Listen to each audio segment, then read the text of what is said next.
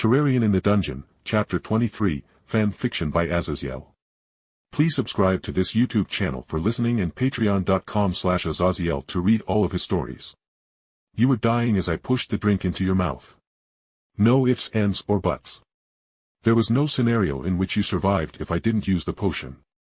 I spoke and Hestia's face fell as I fully explained how I had no way of saving Belle without taking the steps I did. And the Minotaur? How did you even kill that? Hestia asked me pointedly and I raised an eyebrow at her. Magic. I am an accomplished magic user and it's not like I beat it unscathed. I got a couple of bruises and may have torn some muscles, but I never noticed it as I was busy saving your familiar member and then fled as two of the arguably strongest adventurers were fighting for whatever reason. I responded, reminding Hestia that I went out of my way to save Belle. I see. Hestia drew off, looking between me and Belle before she sighed. Look, I am deeply and utterly grateful to you for saving Belle for me, as I have no idea what I would do if I felt their fauna disappear from my senses, but do you? You know. She said leadingly. Can I get another gender-bending potion? Belle asked, blushing as she covered her bare chest with her hands, and it was obvious that she didn't know how to properly do it as she used her hands to cup her chest to cover it rather than using an arm. No. The primary ingredient used in it is the deathroot flower that comes from the desert where the behemoth was slain. And that flower is well known for magically cursing whoever picks it with an instant death, so no one will pick it anymore, as just finding it in the toxic desert is a nightmare to begin with. I explained softly and Belle slumped downwards a bit. How can I be a great adventurer if I lost all my muscles and became a girly girl? Belle almost complained/whined, but I got how she was focusing on how things had changed rather than the things she lost. Well, plenty of ladies, especially Amazons, do perfectly fine in melee, as the fauna will make you stronger. Or you can get into magic, I guess. I spoke and I saw Belle relax a bit at my reminder, and then with a moment of thought I took out a wand of sparking which literally cost me damn near nothing to make. It was only a stick with a couple of magical runes cut into it, but it could shoot out burning magnesium hot like sparks from it.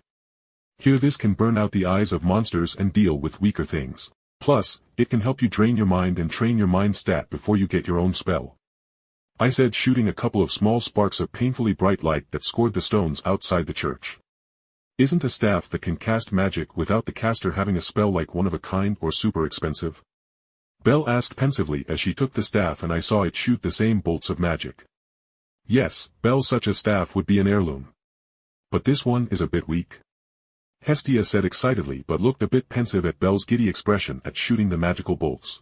I wrapped an arm around Seshet as I smugly spoke. Yeah, well, I made that staff, and I made much better ones.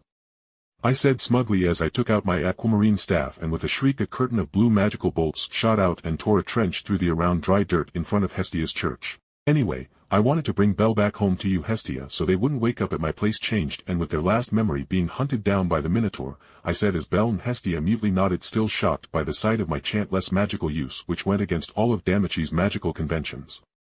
Seshet, it's already dark, and although I wouldn't mind inviting you guys to come spend the night at our place, but we cannot stay here, I spoke, and as though in mockery of my words a pew within the church shattered and fell apart, making Hestia and Belle's face twitch.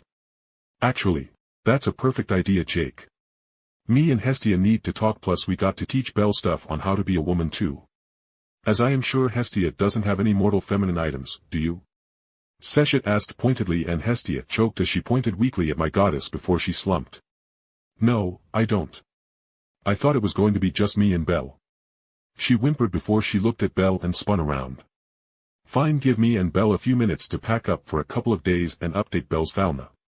Hestia yelled as she pulled Belle towards the basement.